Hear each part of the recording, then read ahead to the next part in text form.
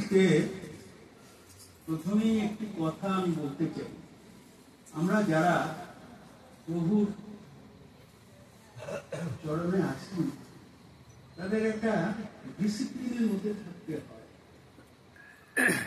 Discipline ছাড়া কিন্তু disciple হওয়া যায় না। এখন আমি দেখছি প্রায় দেওঘরে কিন্তু কখনো এরকম হয় না যে সৎসঙ্গে এসে মানুষ নাম ধ্যান করার কথা, চুপচাপ শান্ত হয়ে বসার কথা, কিন্তু মানুষরা বাড়ির আলোচনা, নানা রকম আলোচনা, এর ফলে হচ্ছে কি যখন বাণী পাঠ হচ্ছে, হচ্ছে, এগুলো হয়তো আমার শুনতে ইচ্ছে করছে না, কিন্তু আমি এই কথা বলে যে ডিস্টার্ব করছি, তাতে হয়তো পাশের মানুষটিও কিন্তু সেটা মন দিয়ে শুনতে পারলো না, বা ঠাকুরের কি ইচ্ছা, কি তার, তিনি আমাদের কাছে কি চাইছেন সেটা আমরা বুঝতে পারি। এই যে চঞ্চলতাটা প্রত্যেকটি জায়গায় মানে এত ভয়ঙ্কর ভাবে বেড়ে উঠেছে সমাজের প্রত্যেকটি স্তরে। আজকে দেখছেন যে বিভিন্ন জায়গায় বিকৃতি চলনের জন্য এই যে মোটরসাইকেল বাহিনী আমি বলি রাস্তাঘাটে, এই বয়স্ক লোকেদের তাদের ভীষণ অসুবিধা হয়ে গেছে, যখন তখন কোন গলি দিয়ে কিভাবে বেরোচ্ছে। সেদিন একটা জায়গায় বলছেন, একটা বাড়িতে বসে, আজকালকার একটি ছেলেকে এমন হয়েছে বাসে, ট্রামে, মেট্রোতে উঠেই মোবাইলে একবারে এসে ঢুকে পড়ছে, যার ফলে হচ্ছে কি তাদের মাথা এগুলো চিন্তা শক্তি। আমি একটি ছেলেকে বলেছিলাম যে আজকালকার কোনো ছেলেকে বা মেয়েকে যদি বলা যায় যে এই 8 ঘন্টা চুপ করে চোখ বুঝে বসতে, কিছুতেই পারবে না, কিছুতেই পারবে না। এই যে চঞ্চলতাটা, ঠাকুর বলছেন না, লাখো কাজে মনটা ব্যস্ত, ইষ্ট ধান্দায় বললি না, তবুও চাস বিধির দয়া প্রতিচ্ছন্ন বুদ্ধি না। তো বিধি দয়া করেন কখন? দয়া মানে তো দিয়ে পাওয়া, যে বলে গেল সিদ্ধার্থ ভাই। তো দয়াটা হবে কখন? যখন আমি তার প্রতি ভক্তি অনুরাগ চিত্তে সমগ্র সত্তা দিয়ে আমি তাকে পুজো করব, তার প্রত্যেকটি কথা মেনে চলবো, তবেই কিন্তু আমার মধ্যে সেই। কারণ সংসারে আমরা জানি যে সংসারে আমরা যখন জন্মগ্রহণ করি তখন থেকে আমাদের পূর্বজন্মের সেই কর্মফল, ত্রিতাপ জ্বালা প্রত্যেকটি মানুষকে সহ্য করতে হয়। এমনকি ভগবান স্বয়ং যখন নরদেহে আসেন, তাকেও কিন্তু সেই ত্রিতাপ জ্বালার মধ্যে ভগবান শ্রীরামকৃষ্ণদেব, আপনি জানেন গলায় ক্যান্সার হয়েছিল, বা ঠাকুরের প্রত্যেকের সেই একটা হয়েছিল। এই জাগতিক এই যে মানুষের বেচাল চলনা, দুঃখ কষ্ট যা কিছু তার চরণে নিবেদন করে, কিন্তু তিনি যখন আমাকে সুস্থ করে তুলছেন, তার মানে কিন্তু আমার কর্মফলটা হাওয়ায় মিলিয়ে গেল না, সেটা কিন্তু সেই প্রভু নিজে টেনে নিলেন দয়া করে। আর এই টেনে নেওয়ার ফলে কি হয়, সেই প্রত্যেকটি কর্মফল তাকে কষ্ট দেয়।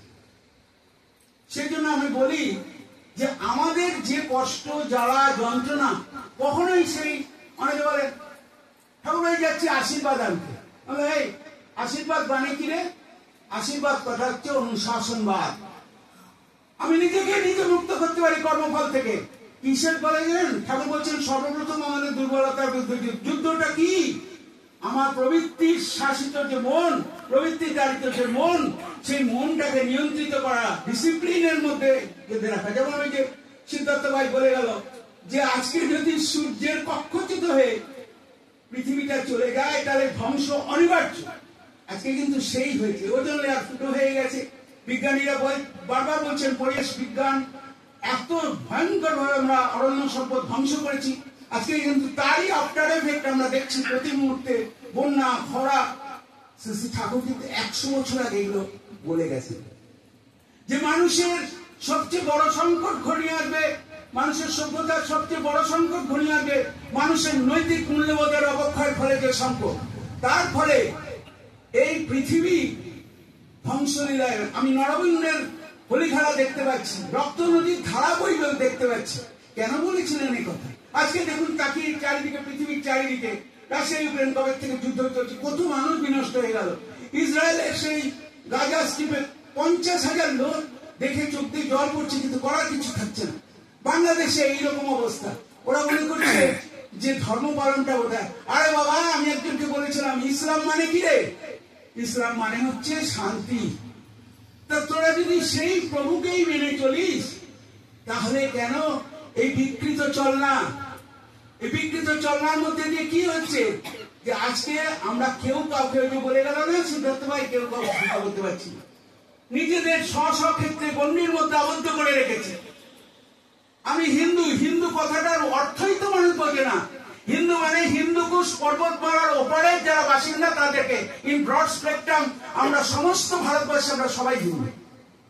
হিন্দু হচ্ছে সনাতন ধর্ম। এটা প্রথম সেই আর্য সভ্যতার আদিকাল থেকে সেই হিন্দু ধর্মটা এইভাবে এসছে। সমগ্র মানুষ এক কথাই হচ্ছে ভালোবাসা। এই প্রেম যদি না থাকে, এই ভালোবাসা যদি না থাকে, শ্রী শ্রী ঠাকুর বলছেন, আমরা ঠাকুর কি চেয়েছিলেন 1920 সালে যখন প্রথম পাবনার সৎসঙ্গ বিহার তৈরি হয়, রেজিস্ট্রেশন হয় বাংলাদেশে, তারপরে 1925 সালে ইন্ডিয়াতে এসে আবার সেটা নতুন ভাবে রেজিস্ট্রেশন হয়। সিআর দাস এটা ইয়ে করেছিলেন, সুশীল কুমার বসু তখন সভাপতি ছিলেন, সুশীল কুমার বসু সেটাকে রেজিস্টার করেছিলেন। এই যে রেজিস্টার হয়েছিল সোসাইটি, প্রথম কথা কি বললো, মিশন অব দি ইয়ে কি, আমাদের সৎসঙ্গের প্রথম কি, মনুষ্যত্বের বিকাশ। আমার হৃদয় মন্দিরে ভগবান আছেন, কিন্তু সেই ভগবানকে জাগ্রত করতে হবে। কিসের দ্বারা? ওই যে বলছে চলেছে নামের তরি, ওই নামের মধ্যে দিয়ে, কলিযুগে নাম ছাড়া গতি নাই, আমার দেবু ভাই করে এই করলো, হ্যাঁ, এই নামের মধ্যে দিয়ে কিন্তু আমি ওই তিতাব জ্বালা থেকে মুক্ত হতে পারি। আমার নিজের মধ্যেই নিজের সেই ভগবানের শক্তি জাগ্রত হবে এবং তার মধ্যে দিয়ে আমি কিন্তু শ্রী শ্রী ঠাকুর কি বলছেন, এই সৎসঙ্গের যে প্রথম গোড়াপত্তন হয়েছিল, একজন জিজ্ঞেস করেছিলেন আমেরিকান ভক্ত এই বিষয়ে, বললেন ঠাকুর জেসাস ক্রাইস্ট নতুন ভাবে জন্মগ্রহণ করেছেন, আমার মনে হয় আপনার একবার আমেরিকায় যাওয়া দরকার। ঠাকুর বললেন ফিজিক্যালি আমার যাওয়ার কোনো প্রয়োজনীয়তা নাই, আমার ভিশন এবং মিশনকে তোমরা যদি বহন করে কাঁধে করে নিয়ে যাও তাহলে আমাকে বহন করা হবে। তার মানে হচ্ছে তার যে কথাগুলো শুধু কথার কথা কেন না হয়ে থাকে, তিনি বলছেন আমার একটা পাশের গুরু ভাই, বৃহত্তর কোনো ক্ষেত্রে যাওয়ার দরকার নেই, পাশের একটা গুরু ভাই, পাশের যে কোনো মানুষ, গুরু ভাই কেন, যে কোনো মানুষ যদি খুব বিপদগ্রস্ত হয়, সে যদি খুব অসহায় বোধ করে, এই যে করোনা কাল মহামারী নানা রকম ঘটনা হচ্ছে, আমাকে তার পাশে দাঁড়াতে হবে। ঠাকুর বলছেন অ্যাক্টিভ রেসপন্সিবিলিটি, মানে শুধু মুখে মুখে সহানুভূতি করলাম, একটা টেলিফোন করে দিলাম, ওকে আমার দায় ছাড়ে না। তিনি বলছেন অ্যাক্টিভ ইষ্টে চেতন ব্যক্তিত্বটা, মন্ত্রে চেতন মন, মন্ত্র মানে কি, মনকে যেটা ত্রাণ করে, তার থেকে ওই প্রবৃত্তির হাত থেকে। ইষ্ট মানে মঙ্গল, ইষ্টে চেতন ব্যক্তিত্বটা, মন্ত্রে চেতন মন, ইষ্টভৃত দীক্ষা চেতন, সেবায় চেতন ধন। এই সেবার মধ্যে দিয়ে তুমি নিজেকে নিয়োজিত করো এবং সেই সেবাটা হবে অ্যাক্টিভ রেসপন্সিবিলিটি। অ্যাক্টিভ রেসপন্সিবিলিটি মানে কি, যে সেবাটা হবে ইষ্টমুখীনতার মধ্যে দিয়ে, আমার মধ্যে যেন অহংকার না আসে, আমি ওর জন্য করেছি, এই অহংকার আসবে না। কারণ আমার হৃদয়ে যদি সেই প্রভুর সেবক হয়, তাহলে প্রত্যেকটি হৃদয়ে প্রাণে প্রাণে আমি সেই আমার প্রভুকে রক্ষা করব, আর তার মধ্যে দিয়ে তাকে সেবা করব। আর তা যদি আমি না করতে পারি, আমার এই নাম ধ্যান সৎসঙ্গ যা কিছু বলো, এই সব কিছু বৃথা হয়ে গেল, বিগ জিরো। কারণ আমার মধ্যে সেই মনুষ্যত্বের বিকাশই ঘটল না। মনুষ্যত্বের বিকাশ যদি না ঘটে, কিরকম সেবায় চেতন ধনটা কিরকম, একটা ছোট্ট উদাহরণ দিচ্ছি শ্রী শ্রী বড়দার জীবনের কথা। শ্রী শ্রী ঠাকুর করে গেছেন, একজন সেই মুসলমান ফকির ঝড় বৃষ্টি জলের মধ্যে পাবনাতে, ঠাকুর তখন বালক অনুকূল চন্দ্র, সেই তার দেহটা ডুবে গেছে একটা নালার মধ্যে পড়ে, শুধু মাথাটা জেগে আছে।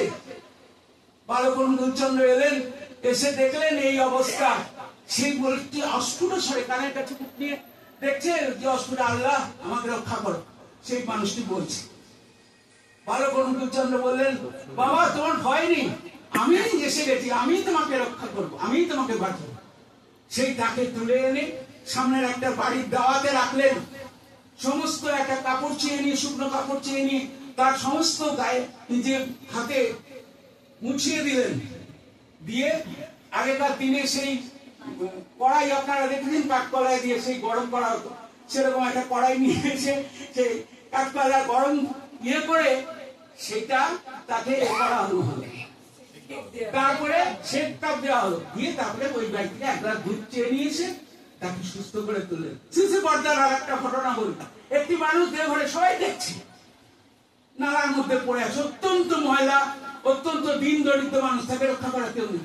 পর্দার কাছে খবর গেল, তিনি নিজে ছুটে এলেন, এসে সেই মানুষটিকে সেই ড্রেনের থেকে পুঁতিগন্ধময় তার সারা দেহে সেই নোংরা নর্দমার লেগে আছে, নিজে হাতে তাকে পরিষ্কার করলেন, গরম জল দিয়ে ইয়ে দিয়ে পরিষ্কার করে একটা নতুন জামা কাপড় নিয়ে এসে তাকে পরালেন। তারপরে তাকে নিজের বাড়ি গোলাপকুণ্ডিতে থাকতেন, সেখানে নিয়ে গেলেন, নিয়ে বরাবর সেখানে গিয়ে সেই তাকে 6 মাস ধরে নিজের সেবা শুশ্রূষা করে তাকে সুস্থ করে তুললেন, এবং সেই মানুষটি পরে সৎসঙ্গে একজন সম্পদ হয়ে দাঁড়ালো, কিন্তু কর্মী হয়ে। এই প্রেম, এই ভালোবাসা যদি আমাদের মধ্যে, তারা তাদের নিজের জীবন দিয়ে বারবার ঠাকুরের হাজার হাজার ঘটনা, শ্রী বর্দার হাজার হাজার ঘটনা, শ্রী দাদার হাজার হাজার ঘটনা আমি আপনাদের সামনে বলতে পারি উদাহরণ হিসেবে, কিন্তু আমাদের মধ্যে কিচ্ছু যাচ্ছে না, কিচ্ছু হচ্ছে না, কাজকলা হচ্ছে।